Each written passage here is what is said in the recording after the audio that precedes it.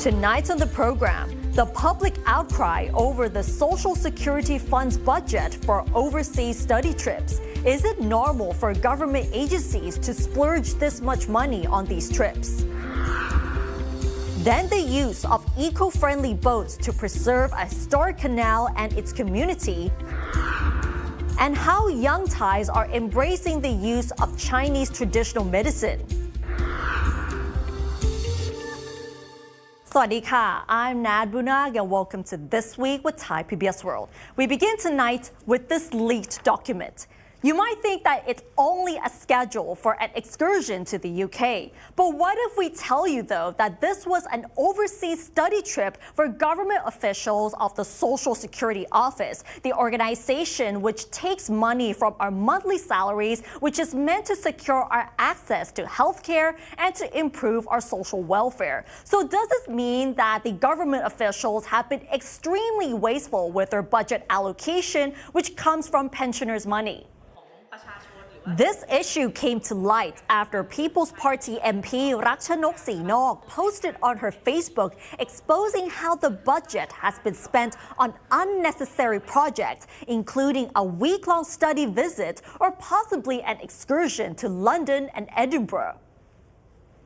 The opposition MP questioned the Social Security Office on the way they use the budget. One question concerns the budget for study visits, which cost as much as 2.2 million baht, where officials can fly first class and spend most of the time in five-star hotels. She also questioned the budget allocated to improving the hotline, which cost around 100 million baht, half of which is used to rent the offices. The MP pointed out, however, that the hotline never works because it takes so much time for users to get in touch with someone when they need assistance. Another item being questioned is the PR budget for last year, which she said wasn't effective as it did not reach people even in Bangkok. And the way they promote themselves is way too difficult for people to understand. Other projects that she questions are the budget to produce the calendars, which cost between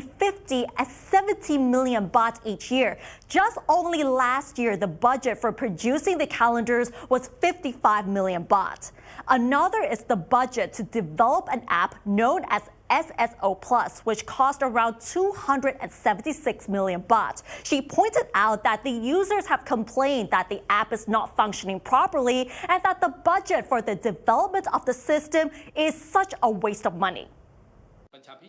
In fact, the Labour Minister Pipat Ratchakitprakarn has explained that officials getting the privilege of sitting in first-class seats is in accordance with the ministry's regulations. He further explained during a TV news program that the overseas excursions are meant for officials to learn from other countries which have high-quality social welfare and to find ways to improve the social welfare system here in Thailand. Though it is quite common for government agencies to make overseas study trips using the allocated budget, many of them have been the subject of criticism from the public, especially from opposition MPs. One notorious case in the past involved then Deputy Prime Minister General Prawit Wongsuwan, who attended the ASEAN-US Defense Ministers meeting in Hawaii back in 2016. People criticized the large amount of money that was spent on the trip, which totaled a whopping 20 million baht. They questioned the necessity of booking a chartered flight for the whole team of over 40 people, as well as the food costs for the trip reached 600,000 baht, with the highlights of the criticism being caviar on the menu. Another case involved local administrations. Back in 2013, the provincial administration of Phichit was scrutinized over their 6-day excursion to several countries in Europe, which mostly involved visiting historical landmarks. This actually contradicts with the proposal that it was only a study visit. In a similar fashion, the executives of Chiang Mai Ratchapat University came under fire for their 9-day excursion to China and Europe in 2014, which cost 6 million baht. This was initially proposed as a study of the education system in China and in European countries. The reality, however, was that they only visited one university in China, and the rest of the time and money was spent traveling and visiting landmarks in China, Germany, Switzerland, and France. In both cases, those involved were punished for ethical misconduct. At the same time, the Auditor General's office also ordered them to return the money that was used for their excursions to their respective organizations.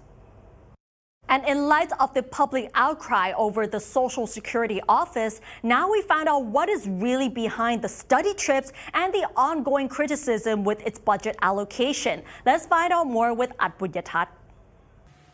ผู้ประกันตน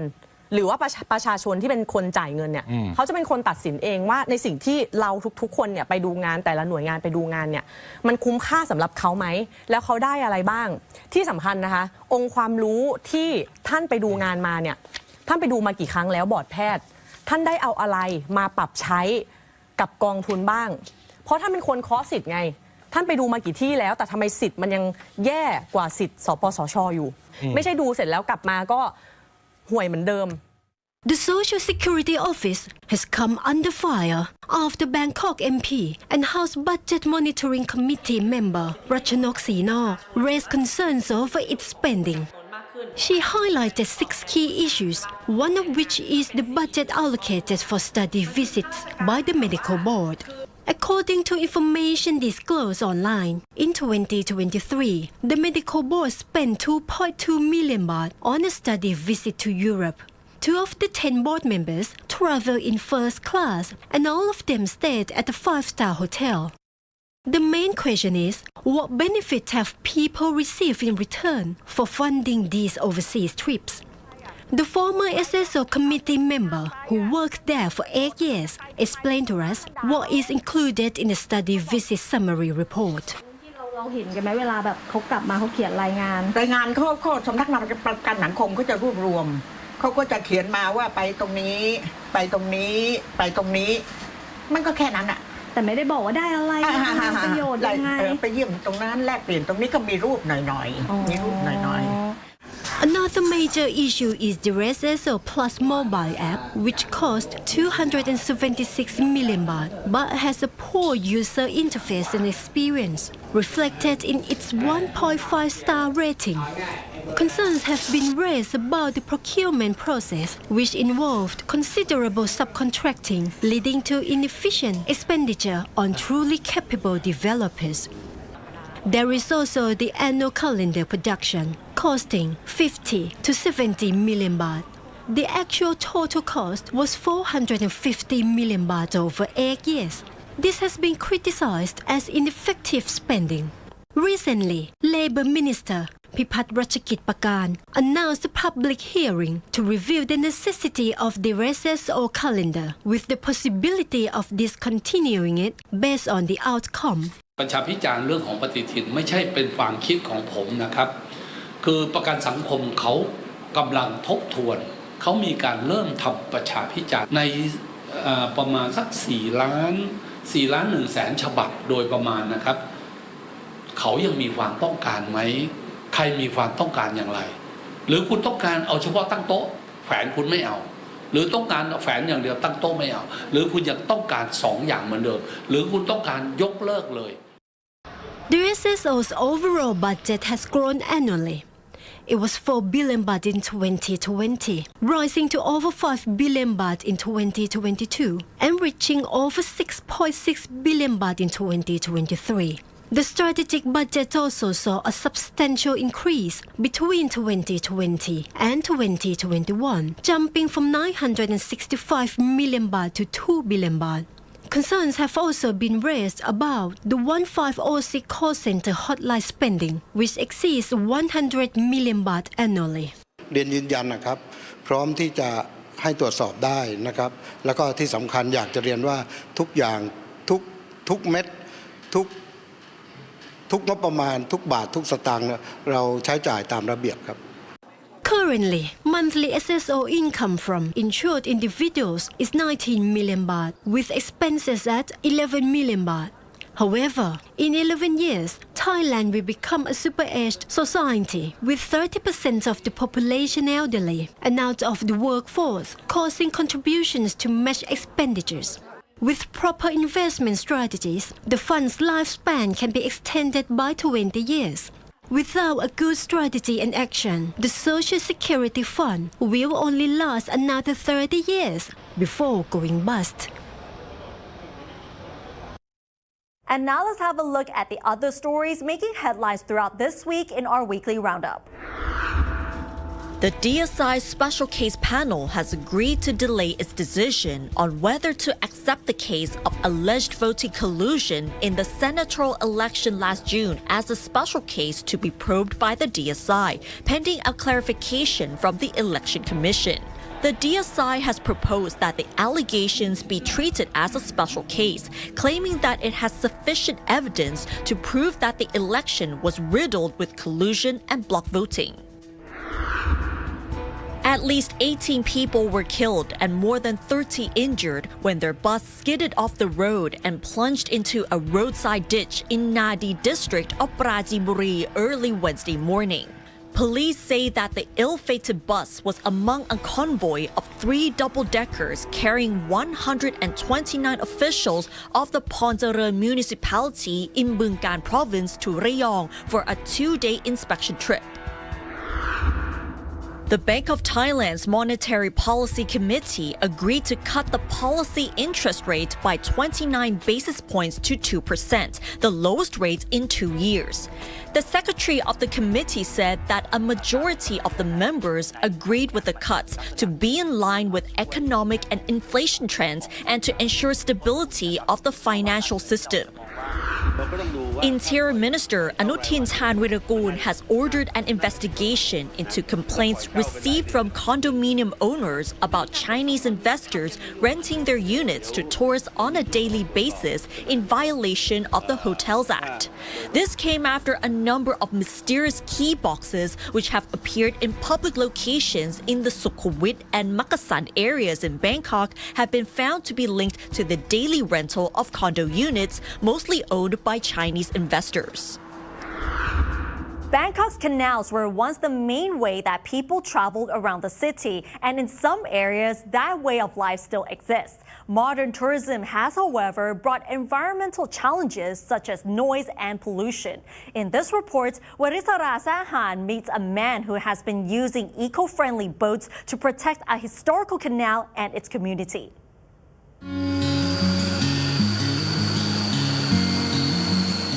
In the past, residents in many areas of Bangkok lived surrounded by waterways. Some neighborhoods were only accessible by water transport. About 30 minutes, not so far away from the center of Bangkok,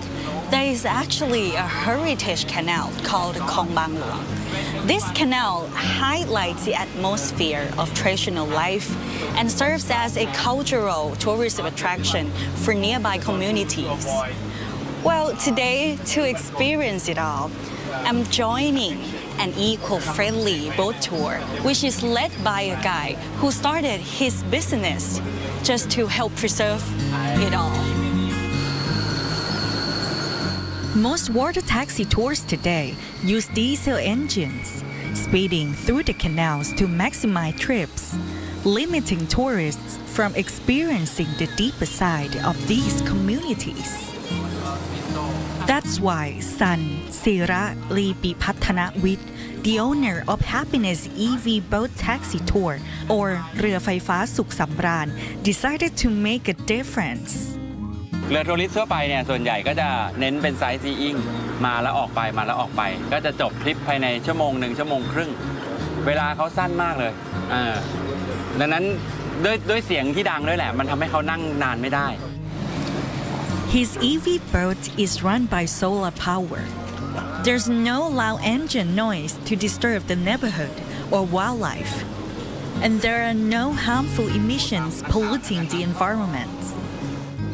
To the first stop, Ban Wat Chayo Thai, an antique royal house since King Rama VI of Thailand. This house is an exclusive highlight filled with history, as the owner's family is a former royal and high-ranking palace official. Auntie Jim, the house owner, is voluntarily giving us a free tour. She and son share the same mission, which is to keep the history alive. ทุกวันนี้ก็ยังมีกลุ่มสมบัติอีกหลายอันที่เขายังไม่ได้เปิดหีบสมบัติทั้งหลายแหล่เนี่ยซึ่งไม่ได้มีทองคำอะไรอย่างเงี้ยนะครับมีเอกสารมีอุปกรณ์ในการทำงานในอดีตอะไรอย่างเงี้ยครับเขาก็เปิดขึ้นมานั่งขัดถูเช็ดทำความสะอาดจัดเรียงตกแต่งบ้านเข้าไปเรื่อยๆบางทีก็เจอเอกสารสำคัญอย่างเช่นการค้าทาสในอดีตอะไรแบบเนี้ยผัวขายเมียมาเป็นทาสเพื่อชดใช้หนี้อะไรอย่างเงี้ยเฮ้ยนี่คือ hidden gem ของแท้เลย So now we're taking a break as Kun San docks his EV boat at this small market. Well, if you like to buy some food, you can use this usable container that Kun San actually prepared for us to help reduce the plastic use on the tour. Well, you know, it's kind of like spending a day completely plastic free. นี่ค่ะเอาละช็อตหนึ่งนะคะโอเคค่ะ The surge of tourism could really help the communities, but its downside is environmental impact, especially with those diesel boat taxis. สิ่งที่เห็นชัดๆเลยตอนนี้คือเรื่องของเสียงเรื่องของคลื่นเห็นไหมฮะพวกเรามาอยู่ตรงนี้แค่ไม่กี่ชั่วโมงแต่ชาวบ้านที่อยู่ที่นี่มาตลอดนะครับอันนี้มันคือสิ่งกวนใจที่กลืนไม่เข้าคายไม่ออก Sun quit his full-time job at the Greenwell Foundation, an NGO, to become a full-time dad. Now he pursues his passion for eco-activism and preservation as an EV boat taxi chauffeur and guide, showcasing the unseen and untold stories of Klong Bang Luang. It's a great way to experience Bangkok, the real Bangkok, to experience another perspective of the city. It's very nice and calm. For decades, over 20 communities along Klong Bang Luang have suffered from noise pollution and most critically, riverbank erosion caused by the wave. Although the Marine Department has regulations on exhaust noise, enforcement seems ineffective. เครื่องผมเนี่ยมัน72เดซิเบลถ้าเรืออื่นที่ไม่ได้ฟิตมาแบบโจทย์ว่าตั้งใจให้เงียบมันก็จะประมาณ85-90เดซิเบลมันก็ดังมากแหละแต่นี่มันเจอเกณฑ์100เดซิเบลมันก็แปลว่าเรือมันทุกลำไม่มีลำไหนที่จะดังกว่านี้นะแค่ปัญหาเรื่องมาตรฐานกฎหมายเนี่ยครับมันก็ทำให้การควบคุมบังคับใช้กฎหมายของเราเกี่ยวกับเรื่องปัญหาสิ่งแวดล้อมเนี่ยมันทำอะไรไม่ได้เลยสิ่งนี้อาจจะเป็นสิ่งแรกๆที่ภาครัฐอาจจะต้องพยายามมาทบทวนกฎหมายใหม่ให้มันสอดรับกับเทคโนโลยีที่มันไปไกลขึ้น His was the first EV boat, and now 6 out of 60 boat taxis have switched from diesel to electric, making up 10% of the system fleet. Sun hopes Happiness EV boat taxi tour will set an example for sustainable tourism, preserving traditional life and history for future generations. Warisala Sehan reporting for Thai PBS World. And now moving on to business. With increasing geopolitical tensions this year, businesses are being forced to shift supply chains to the ASEAN region. A global recruitment CEO is urging the government to prepare skilled talent and adequate infrastructure for new investors. Frank Han-shi has more details. As geopolitical tensions in various regions and the trade war between two superpowers have forced businesses to shift their supply chains to Southeast Asia, the CEO of Rubber Waters, a global recruitment agency, says that the government needs to prepare enough skilled talents for new investors. With tech giants promising to invest in the country, Gary Burkhardt emphasized the importance of infrastructure for data centers. We have seen a shift of companies coming to Thailand to set up their shared service centers as well, or the development centers. And what is also great to see that there's a decent fintech ecosystem here. Yeah. And we see investments from big global companies on cloud computing or even data centers being set up here. Yeah. And I think that's in Thailand, if they want to create a climate for that to attract, you need to be able to produce enough talents, but also the infrastructure for things like data centers. But Thailand is definitely on the map there, and I think it's making good progress. Despite Thailand attracting a significant amount of foreign direct investment, the CEO emphasized that solutions for the aging society are imperative, adding that streamlining regulations and opening borders to skilled foreign talent could help address the country's rapidly aging demographic. I think where Indonesia and Vietnam have the advantage of a growing young population. Thailand has a bit of an aging population, so I think if you look at countries that are facing these kind of issues like Taiwan, or you see, for example, Japan, is by opening their borders more to skilled talent to come in and help out. And I think the smart countries do that. If you see what's happening in the UAE, if you see what's happening now in KSA, in the Kingdom of Saudi Arabia, they understand that if they want to grow the country and boost that economy, sometimes it's okay to bring in skilled talent to help you out with that. And of course, Thailand is going to keep growing, but if they want to accelerate, I think that's one of the key changes that they could unlock if they're willing to go there. From the national level to an individual perspective, Guri noted that global hiring trends have shifted towards tech-savvy talent, warning that more clerical workers are at risk. According to a report by the World Economic Forum, 92 million jobs will be displaced by 2030, with clerical and secretarial workers among the most affected. Gurrit suggested that upskilling through digital platforms could benefit less tech-savvy workers, underscoring that it is individuals' responsibility to equip themselves with the necessary tech skills for future employment trends. And I think it's the responsibility of everybody to educate themselves, of course, on the new digital tools that are available. And you don't have to be a software programmer to have a good basic understanding where AI can be relevant in your world to either make you more effective or more efficient in your day-to-day work. So I think lifting yourself over the threshold of not being scared of AI is an important feature to have. We truly believe that the human relationship will still be central despite all the technology advancements. And if you want to be able to do that in a globalized world, and especially from a Thai perspective, I think it's important to have language skills in Mandarin, Korean, Japanese, apart from your English capabilities. So I don't think people should panic. I think they should just upskill themselves. Frank Shi reporting for Thai PBS World.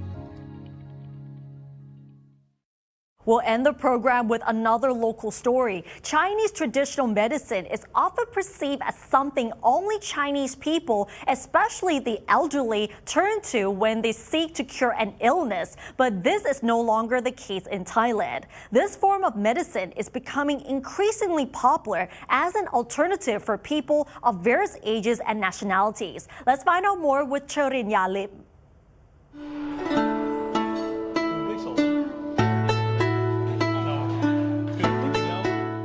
There is a saying that traditional Chinese medicine treats people, not diseases,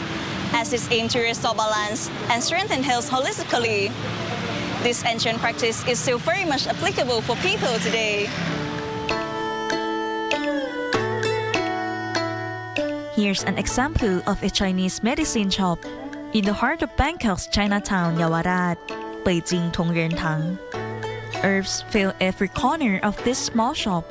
showcasing organic substances sourced from their origins and used in therapeutic recipes. Despite the passage of time and continuous advancements,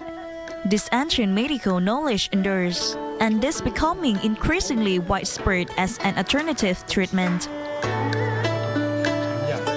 Yuttadet Wetpongsa, the shop's managing director, told Thai PBS World that Chinese medicine is no longer only used by Chinese people or the elderly. Other groups are showing a growing interest and are more willing to adopt it.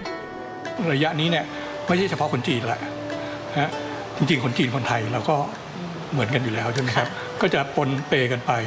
ต่างชาติก็มาเยอะนะครับคนยุโรปก็มากันเยอะทีเดียวแล้วก็คนอายุก็น้อยลงนะครับคนหนุ่มสาวก็เชื่อมั่นในยาจีนมากขึ้น The reason behind its popularity lies in empirical practices that have evolved over time, while still maintaining their essence in healing the body thoroughly. Yuttadet explained that while Western medicine diagnoses and treats diseases based on symptoms, Chinese medicine focuses on their root causes. Additionally, disease prevention and health maintenance are key aspects of Chinese medicine. In this sense, Chinese medicine may not always be seen as the most immediate solution for curing common illnesses. It is undoubtedly beneficial in the long run, though, making it a valuable complementary treatment alongside Western medicine.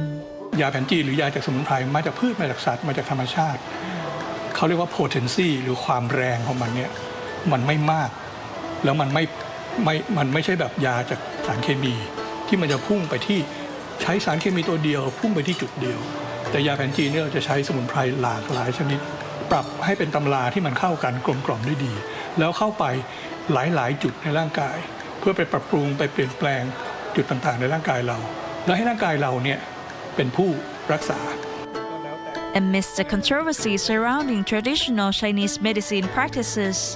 this approach has persisted for centuries because of its underlying philosophy and scientific principles. Thus, it is easy to find differing opinions on the Chinese medicine approach, but at the end of the day, it all comes down to individual preference. ของเหล่านี้เนี่ยคนจีนเขาใช้มาไม่ใช่เพิ่งใช้เขาใช้มาเป็นร้อยเป็นพันปีนะเพราะฉะนั้นมันเป็น testimonial มันได้ผลคนที่กินจะรู้ว่าได้ผลคนที่ไม่กินก็คือคนที่ไม่รู้เมื่อไม่กินก็ไม่เคยรู้